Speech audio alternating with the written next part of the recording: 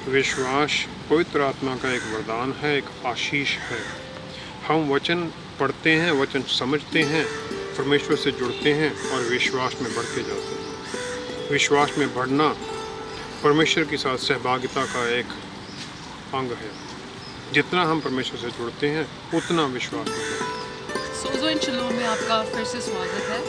पिछली बार हमने विश्वास के बारे में जाना, उसकी परिभाषा जानी और उसे हम परमेश्वर से कैसे प्राप्त कर सकते हैं।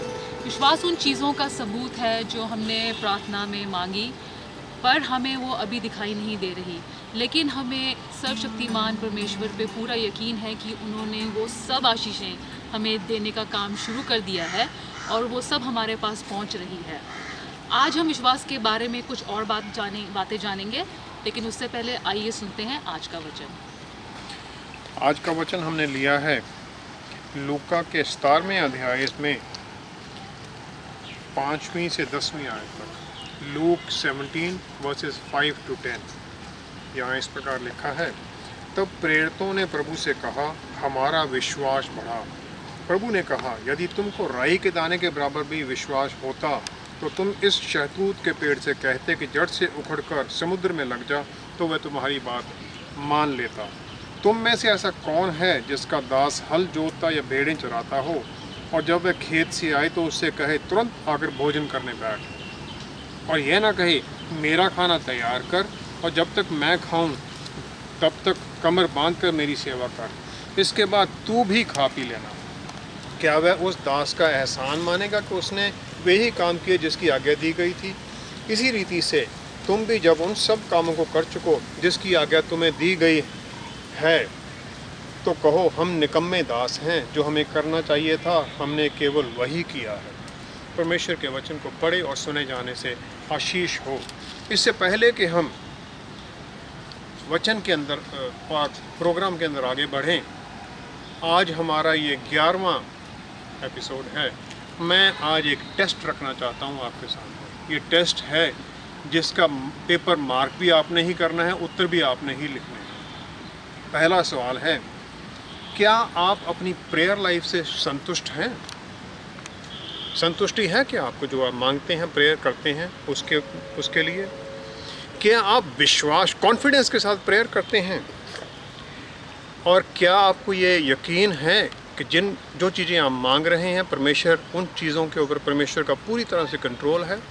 तीसरा सवाल है, जब आपसे कोई ये प्रार्थना करता है कि उसके साथ उसके लिए प्रार्थना करें, तो क्या आप जुड़ जाते हैं उसके लिए किसी संदेह के बिना?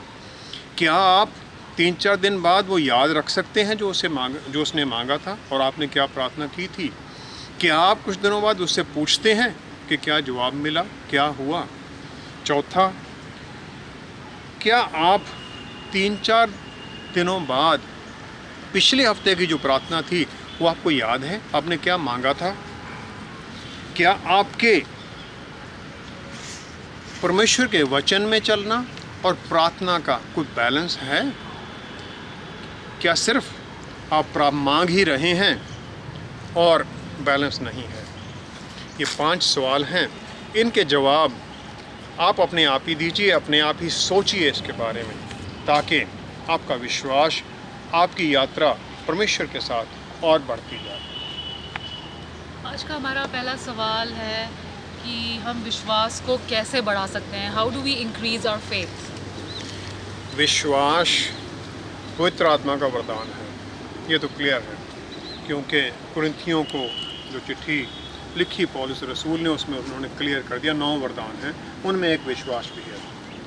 लूका 17 का जो हमने पढ़ा है आज, उसमें अपोस्टल उससे पूछते हैं, परमेश्वर हमारा विश्वास बढ़ाइए। और 6वीं आयत में प्रभु यीशु कहते हैं, अगर तुम्हारा विश्वास मस्टर्ड सीड, राई के दाने बराबर भी हो, तब भी तुम्हारा काम हो जाएगा, जो तुम कहोगे वो हो जाएगा। अब राई का दाना बहुत छोटा, सबसे छोटा बीज है, तो क्या हमारे विश्वास की कोई क्वांटिटी होती है? क्या उसका कोई क्वांटिफिकेशन है? बहुत बड़ा विश्वास, बहुत बड़ा काम? प्रभु ने उसके आगे वाली आयतों में इसका जवाब दे दिया। उन्होंने मास्टर और सर्वेंट का एक पैराबल बता दिया 7 से 10 आयत तक। इवन आफ्टर डूइंग एवरीथिंग, सब कुछ करने के बाद भी हमारा भरोसा किस पर है? हमारी प्रार्थना पर या परमेश्वर के ऊपर? परमेश्वर ही हैं जो हमारे प्रार्थनाओं को उत्तर देते हैं, वही करता है, वही कंट्रोल हैं, उन्हीं के सब कुछ अधीन है। तो हमारा विश्वास, तभी प्रभु ने कहा राई के दाने जितना भी होगा, थोड़ा सा विश्वास भी होगा तो मैंने कर देना है। करना तो उन्होंने है, हमने तो सिर्फ मान लेना।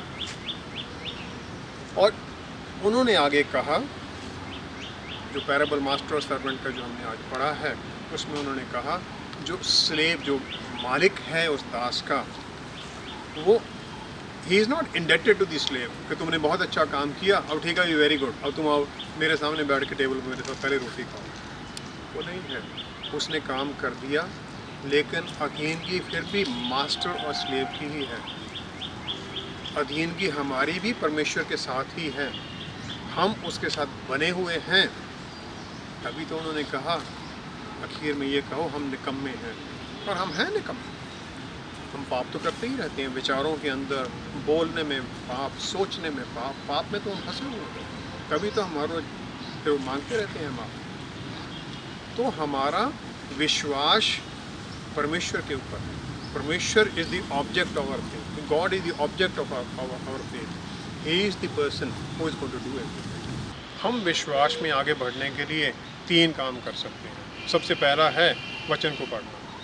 जितना हम वचन को पढ़ेंगे, उसे जानेंगे, परमेश्वर के बारे में जानेंगे, परमेश्वर की आशीषों के बारे में जानेंगे, परमेश्वर के वादों के बारे में जानेंगे, कितना परमेश्वर ने पहले काम कर दिया है। After all Bible is the history of the Mankind. परमेश्वर ने पहले क्या क्या किया है, चमत्कार कितने हुए लोगों के जीवनों के अंदर। जब हम वो जानेंगे तो हमारा विश्वास बढ़ेगा। दूसरा है हीड द वर्ड, वचन को मानना। याकूब पहले अध्याय में 22 से 24 आयत के अंदर बताते हैं कि वचन एक शीशा है, जो वचन सुनता है, शीशे में जो जिसका विश्वास कम है वो शीशे में अपनी शक्ल देखता है, 2 मिनट बाद भूल जाता है कैसा था। क्या हम ये इसी प्रकार हैं कि वचन सुना और भूल गए वचन में था क्या हुआ? क्या हम इतना ही कर रहे हैं? तीसरा है टेस्ट द वर्ड, टेस्ट करो जो उनके वादे हैं। मलाकी के 3 अध्याय में 9 से 11 तक आयत में लिखा है, उन्होंने कहा अपने भंडार में अपने जो टाइथ हैं तो लेके आइए भंडार के अंदर और टेस्ट कीजिए मुझे कि मैं कितनी आशीषें तुम्हें देता हूँ, तुम्हारे पास जगह भी नहीं बचेगी। इसी प्रकार ट्रायल्स के अंदर याकूब पहला अध्याय उसकी 2 और 2 से 4 आयत में अगर हम देखें, उसमें लिखा है, याकूब पहला अध्याय 2 से 4, हे मेरे भाइयों, जब तुम नाना प्रकार की परीक्षाओं में पढ़ो तो उसको पूरे आनंद की बात समझो, ये जानकर कि तुम्हारे विश्वास के परखे जाने से धीरज उत्पन्न होता है। विश्वास परखना ट्रायल के अंदर होता है।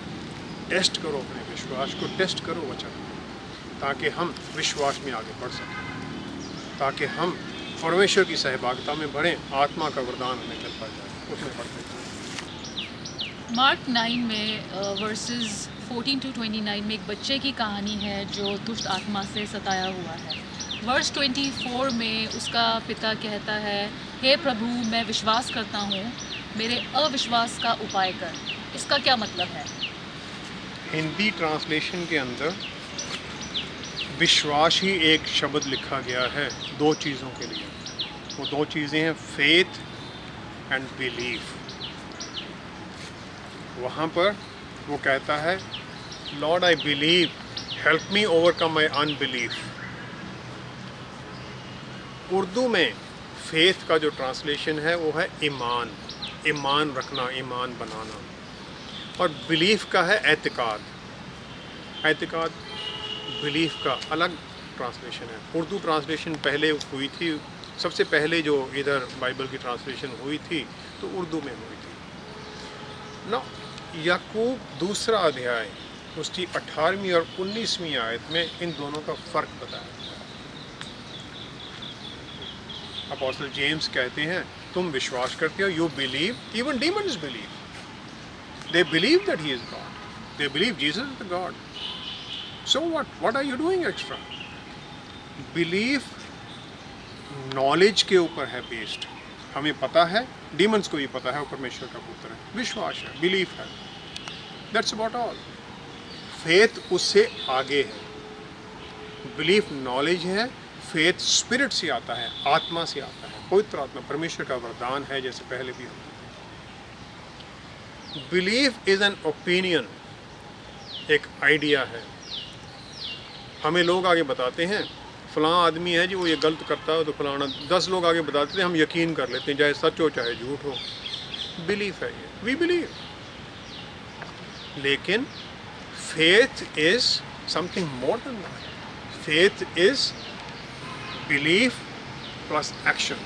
तभी तो याकूब कहते हैं तुम्हारा विश्वास बगैर कामों के मरा हुआ है. विश्वास is, faith is dead without works. No, what are these works? क्या हम अपने कामों से परमेश्वर से कुछ करवा सकते हैं? No, it's not that. Faith, पहले हमने ये जाना, पवित्र आत्मा हमें जाहिर करते हैं प्रभु यीशु परमेश्वर का पुत्र है, जो उसके वादे हैं वो सच्चे हैं. पहले हम वो जानते हैं, वो लेके आते हैं हमें प्रभु के पास. फिर हम वचन पढ़ते हैं, वचन पर विश्वास करते हैं, उसके ऊपर विश्वास करते हैं, प्रभु यीशु पर विश्वास करते हैं. फिर उस बिलीफ के अंदर फिर हम एक कदम लेते हैं, प्रार्थना करते हैं. That is the step that we take, that is the action that we do. बीमारी है, हम प्रार्थना करते हैं, that is the action. Belief and second the action. Action के आगे है कॉन्फिडेंस. हमें ये यकीन है जो वचन है वो सच्चे हैं. तो 3 चीज़ें होंगी, belief, action and action and confidence. Actions do not generate faith. जो हम काम करते हैं उससे कोई वचन, उससे कोई विश्वास नहीं. Faith doesn't increase with that, but faith moves us to do these things. Faith impels us to act. Faith हमें ये काम करने के लिए आगे बढ़ाता है. Confidence is trust based on past experience. इसीलिए तो हम चर्च में जाते हैं, गवाहियाँ सुनते हैं लोगों की. वचन के अंदर हम सुनते हैं किसको चंगाई मिल गई, किसको क्या हुआ, हम वो जानते हैं, वो सीखते हैं हम, और वो हमें हमारा विश्वास बढ़ता. Faith increases with that. So belief, action, confidence. Confidence is the trust based on past things. Belief with enough confidence to take action is faith exercised. Belief को confidence के साथ action में लाना, that is faith. That is the exercising of faith. क्या हम faith को बढ़ा सकते हैं? पहले भी हमने कहा faith तो पवित्र आत्मा का वरदान है. पहली कुरिन्थियन 12 में लिखा है. वो वरदान को कौन बढ़ा सकता है? वही जिसने दिया है. जो कंट्रोल उसके पास है, टूटी का जो लीवर है उनके पास है, जितना खोलेंगे उतना बढ़ेगा. So I don't think I can increase my faith. I can increase my belief. Belief on the word, on the truth of the word of God. Belief in the promises of God. Belief in God himself, that he is in control. Mark 9 के अंदर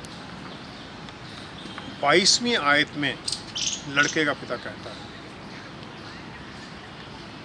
परमेश्वर अगर तू कुछ कर सकता है तो हम पर दया कर और हमारी सहायता कर. प्रभु तू कुछ कर, अगर तू कुछ कर सकता है. और अभी उसके 23वीं आयत में प्रभु का जवाब है, इसे तू कुछ कर सकता है. What do you mean by this? Those who believe, everything is possible for them. So that is the answer that he gives. So he says you believe and it will happen. तो हो जाएगा.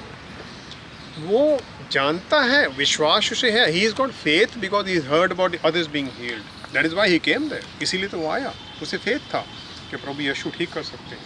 इसीलिए वो वहाँ पहुँच गया अपने लड़के को लेके.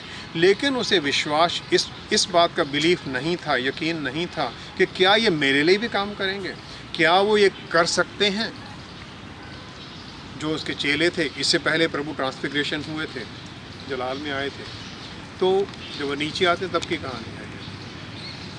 चेले पहले कोशिश कर चुके हैं, अब उसमें ये शक आ गया, हम में भी यही शक आता है,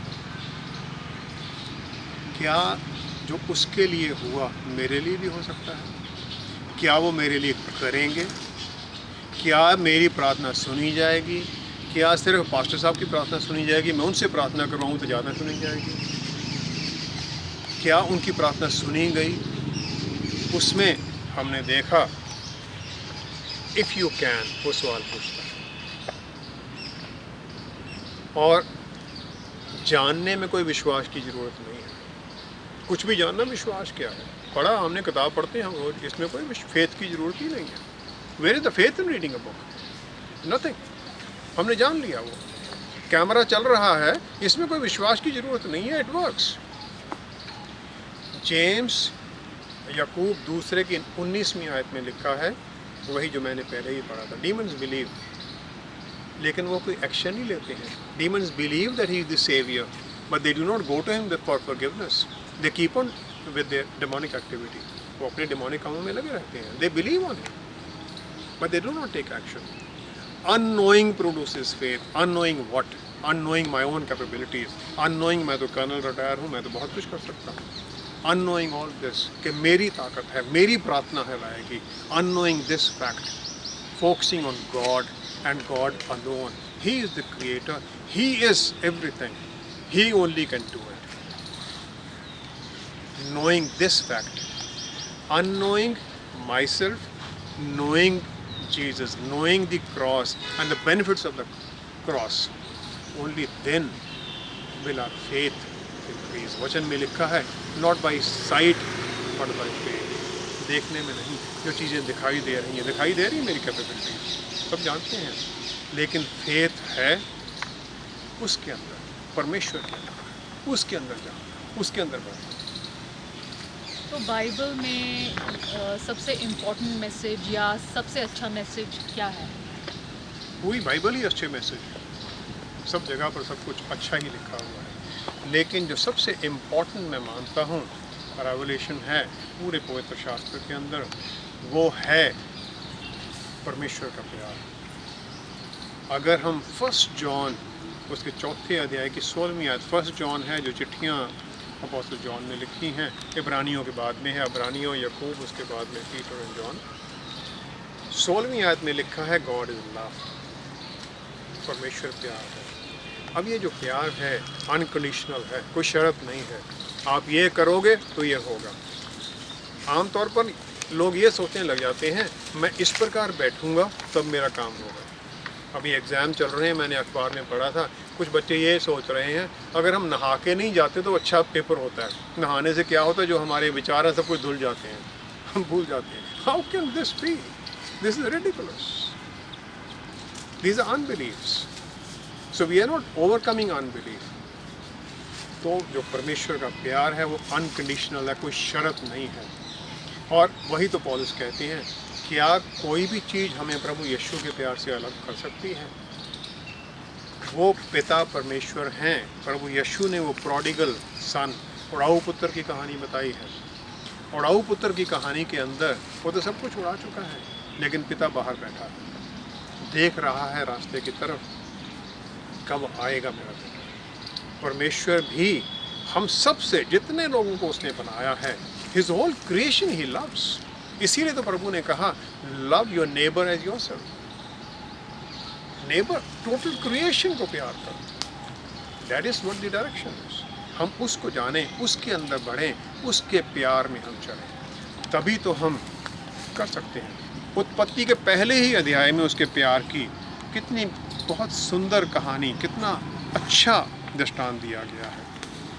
परमेश्वर सब कुछ पहले बनाते हैं, everything is made, everything is ready, आखिर में जाके इंसान को बनाया गया। गार्डन ऑफ ईडन के अंदर सब फल हैं, सब कुछ है, जीव जंतु हैं, सब कुछ है, आखिर में आदमी को बनाते हैं। और फिर वो ये भी कह देते हैं अच्छा नहीं है कि आदमी अकेला हो, औरत को बना देते हैं उसके साथ रहने के लिए। फिर उसे वरदान देते हैं पहले अध्याय की 28वीं आयत के अंदर, बी फ्रूटफुल, फलो फूलो और बढ़ो, इंक्रीज, और धरती को अपने अधिकार में ले लो। अधीन कर लो, रूल ओवर एवरीथिंग, जितनी चीज़ें बनाई हैं, जीव जंतु जानवर जितने बनाए हैं, सबको अपने कंट्रोल में कर लो। सो वरदान है बी फ्रूटफुल, बढ़ो, राज्य लो।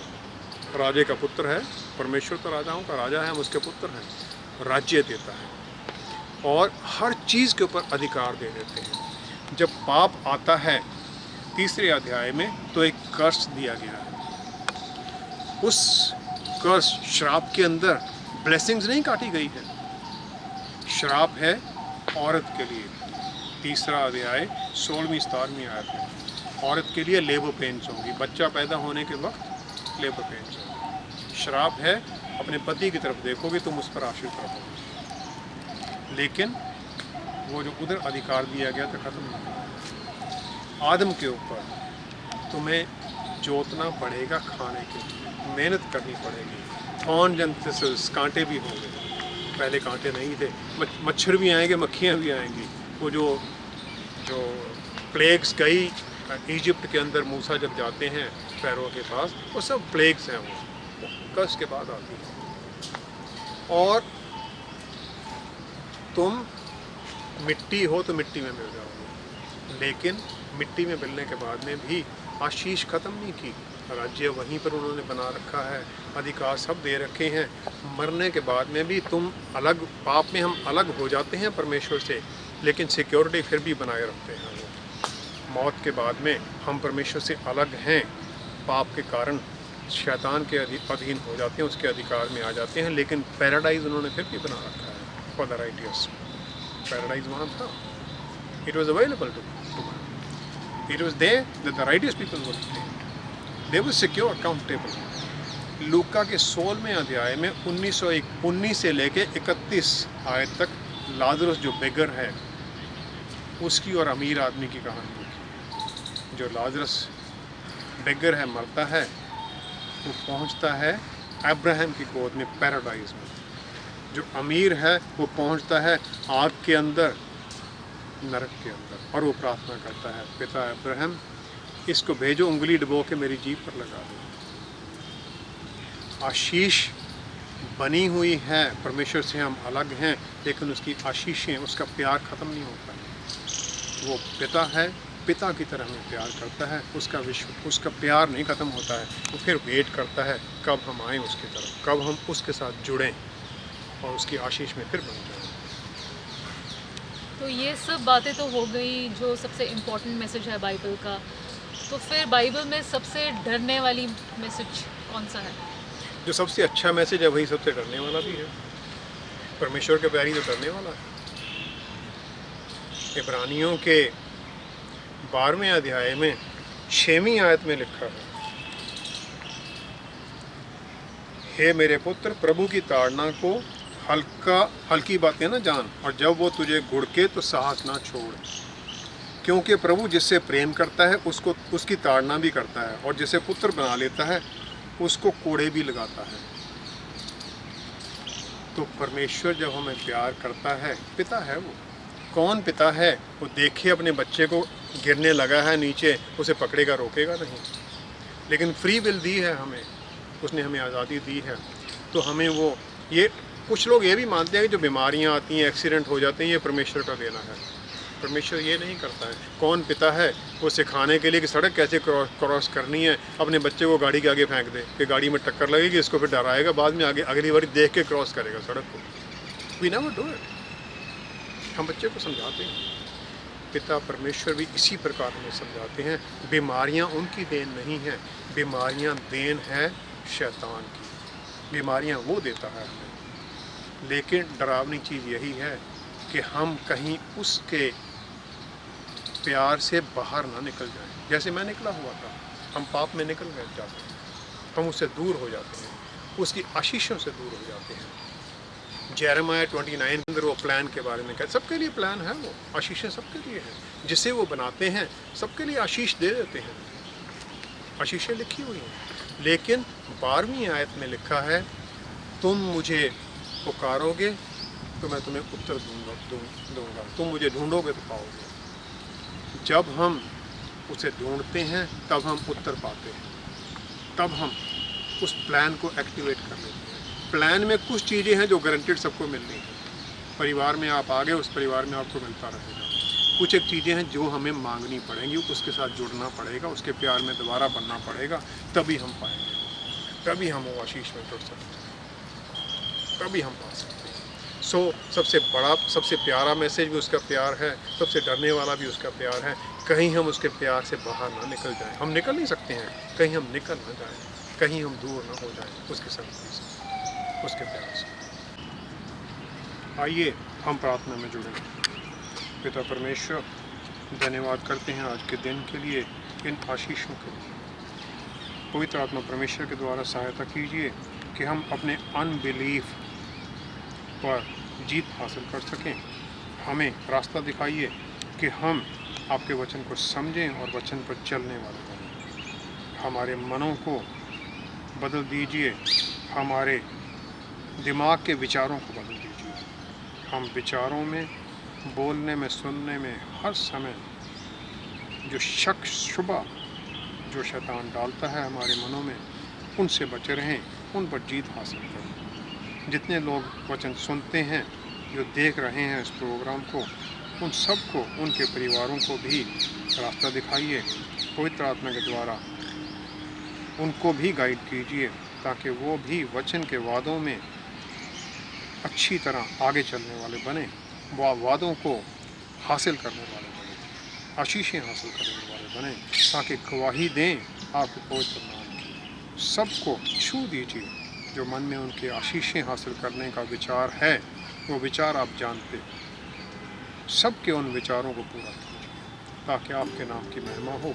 आपको सब जगह आपकी महिमा हो। प्रभु यीशु के नाम में अगले हफ्ते हम आत्मा की भरपूरी में चलने वाले एक खुदा के दास को बुलाएंगे, जो हमें गुड फ्राइडे का मतलब बताएंगे और उसका संदेश भी देंगे। इसलिए अगर आपके कोई भी सवाल हो, हमें भेजिए ताकि आप उनके जवाब पा सकें। See you next time. Stay blessed. Believe and act in confidence in your faith. Shalom.